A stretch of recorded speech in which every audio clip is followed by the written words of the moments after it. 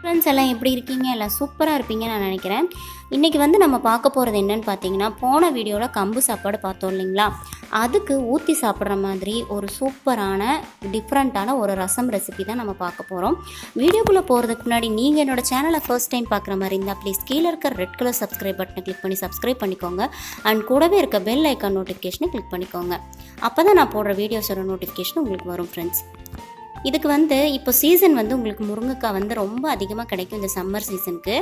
அந்த முருங்கைக்காய் வச்சு ஒரு ஈஸியான ரெசிபி தான் நம்ம இன்றைக்கி பண்ண போகிறோம். இதுக்கு வந்து ஒரு 4 முருங்கைக்காய் வந்து நாங்கள் கட் பண்ணி வச்சுருக்கேன். அதுக்கப்புறமா ஒரு எலுமிச்சம்பழம் அளவுக்கு புளி, அப்புறம் ஒரு 5 ஆப்பிள் தக்காளி எடுத்து ஊற வச்சுக்கணும். தக்காளியும் வந்து அந்த புளியோடையே சேர்த்து நீங்கள் ஊற வச்சுக்கோங்க. அதுக்கப்புறமா வழக்கமாக வந்துட்டு நம்ம எண்ணெய் ஊற்றி கடுகு, கருவேப்பிலை, அப்புறமா சின்ன வெங்காயம் வந்து இந்த ரெசிபிக்கு சின்ன வெங்காயம் வந்து கொஞ்சம் நிறைய கட் பண்ணிக்கோங்க. அப்புறம் ஒரு 4 வரமிளகா இதெல்லாத்தையும் போட்டு நல்லா வணக்கி விடுங்க. இப்போது யூஸ்வலாக வந்து 1 டேபிள் ஸ்பூன் எண்ணெய் தான் வந்து தாளிக்கும் போது நம்ம ஊற்றுவோம். இந்த ரெசிபிக்கு ஒரு 2 டேபிள் ஸ்பூன் அளவு எண்ணெய் ஊற்றிக்கோங்க.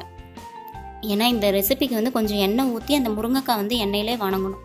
அதுக்காக ஒரு ஸ்பூன் எக்ஸ்ட்ரா வந்து நீங்கள் ஆயில் வந்து ஊற்றிக்கோங்க. நல்லா வெங்காயம் வணங்கினதுக்கப்புறமா இந்த முருங்கைக்காயை அந்த எண்ணெயிலே வந்து வணங்க விடுங்க. நல்லா வணங்கினதுக்கப்புறமா ஒரு காவாசி வணங்கினதுக்கப்புறமா அதில் கல்லுப்பு கொஞ்சோண்டு, அப்புறம் மஞ்சத்தூளும் போட்டு நல்லா வணக்கிக்கோங்க. அது ஒரு பக்கமாக வெந்துட்டுருக்கட்டுங்க. அதுக்கப்புறமா நீங்கள் புளியும் தக்காளியும் வந்து சைமல்டேனியஸாக கரைச்சி எடுத்துக்கோங்க. இதுக்கு ஆப்பிள் தக்காளி தான் வந்து ரொம்ப டேஸ்ட்டாக இருக்கும். ஸோ வந்து நீங்கள் ஆப்பிள் தக்காளி யூஸ் பண்ணிக்கோங்க. யூஸ்வலாக வந்து நாட்டு தக்காளி ரொம்ப புளிப்பாக இருக்கும். இந்த ரெசிபிக்கு வந்து புளி கொஞ்சம் ஜாஸ்தி போடுறனால அந்த தக்காளி யூஸ் பண்ணும்போது ரொம்ப புளிப்பு அதிகமாக இருக்கும். இப்போ மஞ்சத்தூளும் உப்பும் வந்து ஆட் பண்ணிக்கிறாங்க. ஆட் பண்ணிவிட்டு நல்லா மிக்ஸ் பண்ணுறாங்க. இந்த ரெசிபியும் என்னோடய மதர்-இன்-லா தான் பண்ணுறாங்க. சில ரெசிபிஸ் எல்லாம் வந்துட்டு பார்த்திங்கன்னா அவங்க பண்ணால் தான் வந்து ரொம்ப டேஸ்ட்டாக இருக்கும்.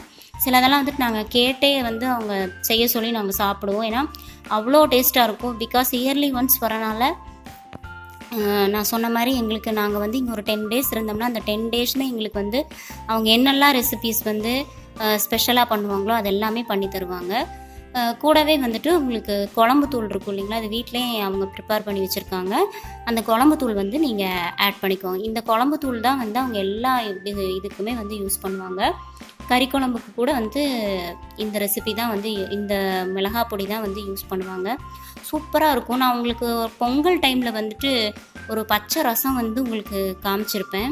அதுவுமே வந்து அதுக்கு பேர் வந்து மிளகா பொடி ரசம் அப்படின்னு சொல்லி சொல்லுவாங்க. பொங்கலுக்கு வந்து ரொம்ப டேஸ்ட்டாக இருக்கும். இப்போ இதுவுமே வந்துட்டு இந்த முருங்கைக்காய் ரசம் வந்து பார்த்தீங்க அப்படின்னா உங்களுக்கு பொங்கலுக்கும் நல்லா, அதாவது பொங்கல்னால் வந்து அந்த வெண்பொங்கலுக்கு ரொம்ப டேஸ்ட்டாக இருக்கும்.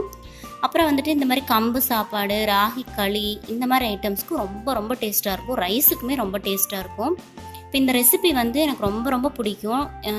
இங்கே வந்து தோட்டத்தில் வந்து உங்களுக்கு முருங்கைக்காய் வந்து நிறைய கிடைக்கிறனால உங்களுக்கு வந்து இந்த முருங்கைக்காய் ரசம் வந்து நாங்கள் வரும்போதெல்லாம் வந்து அடிக்கடி இது பண்ணி தருவாங்க. ரொம்ப டேஸ்ட்டாக இருக்கும். பார்க்குறக்கு வந்து உங்களுக்கு என்னடா தண்ணி மாதிரி இருக்கே, இது எப்படி டேஸ்ட்டாக இருக்கும் அப்படின்னு நீங்கள் நினைக்கலாம்.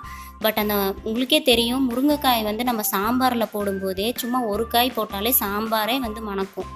அந்த மாதிரி இந்த முருங்கைக்காய் வந்து இவ்வளோ முருங்கைக்காய் போட்டிருக்கோம் இல்லைங்களா, இப்போ இந்த முருங்கைக்காயோட அந்த காயோட எசன்ஸ் எல்லாம் அப்படியே வந்து அந்த ரசத்தில் வந்து இறங்கிரும்.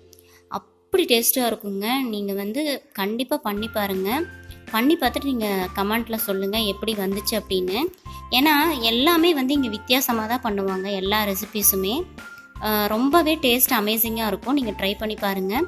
இந்த ரசம் வந்து நல்லா வந்து கொதிக்கணும். இந்த காய் வந்து உங்களுக்கு நல்லா கொதித்து அந்த காயோட எசன்ஸ் வந்து இந்த ரசத்தில் வந்து இறங்கணும். அதுக்கப்புறமா என்ன பண்ணுவாங்க அப்படின்னா அடுப்பை நல்லா சிம்மில் வச்சுட்டு நல்லா கொஞ்சம் வந்து குழம்பு வந்து ஓரளவுக்கு வற்ற விடுவாங்க. வற்ற விட்டதுக்கப்புறமா அந்த முருங்கைக்காயை ஃபுல்லாக அரிச்சு எடுத்துருவாங்க.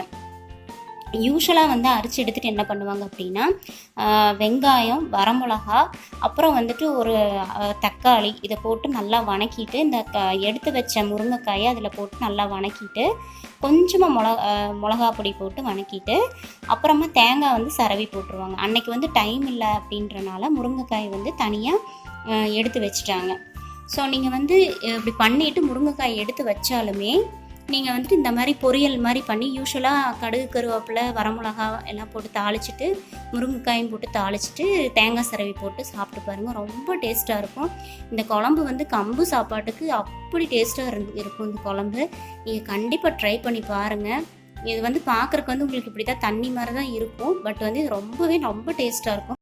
இப்போ ஃபீவரு, இந்த கோல்டு, அப்புறம் வந்து இந்த மாதிரி இருமல் இந்த மாதிரிலாம் பிடிச்சி வாய் வந்து ஒரு மாதிரி கசந்த மாதிரி இருந்துச்சு அப்படின்னா இந்த ரசத்தை வச்சு நீங்கள் குடிச்சு பாருங்கள், ரொம்ப டேஸ்ட்டாக இருக்கும். யூஸ்வலாக பண்ணுற ரசமும் நல்லாயிருக்கும், பட் இது வந்து வாய் வந்து கொஞ்சம் ஒரு மாதிரி இருக்கும்போது, நமக்கு அந்த டேஸ்ட்லெஸ்ஸாக இருக்கும்போது இந்த ரசம் ரெசிபி வச்சு சாப்பிட்டு பாருங்கள், ரொம்ப டேஸ்ட்டாக இருக்கும். இது என்னடா ரசம் ரெசிபின்னு சொல்கிறாங்களே, பட் ரசத்துக்கு போடுற இன்க்ரீடியன்ட் எதுவுமே போடல அப்படின்னு சொல்லி நீங்கள் நினைக்கலாம். ஏன் வந்து இது ரசம் ரெசிபி அப்படின்னு சொன்னாங்க அப்படின்னு பார்த்தீங்கன்னா, இது வந்து கொஞ்சம் ரசம் மாதிரி கன்சிஸ்டன்சியில் இருக்கனால தான் இது ரசம்னு சொல்கிறாங்க. கண்டிப்பாக இது வந்து நீங்கள் ட்ரை பண்ணி பாருங்கள். இந்த வீடியோ வந்து உங்களுக்கு ரொம்ப பிடிச்சிருக்குன்னு நான் நினைக்கிறேன். பிடிச்சிருந்தா லைக் பண்ணுங்கள், ஷேர் பண்ணுங்கள், கமெண்ட் பண்ணுங்கள், மறக்காமல் சப்ஸ்கிரைப் பண்ணுங்கள். இன்னும் வந்து என்னோடய மதர் இன் லாவோட ஸ்பெஷல் ரெசிபிஸோடு உங்களை நான் மீட் பண்ணுறேன். Until then, bye from Anithagopinath from Hayagreev Tamil channel. Thank you so much for watching, friends. Bye bye.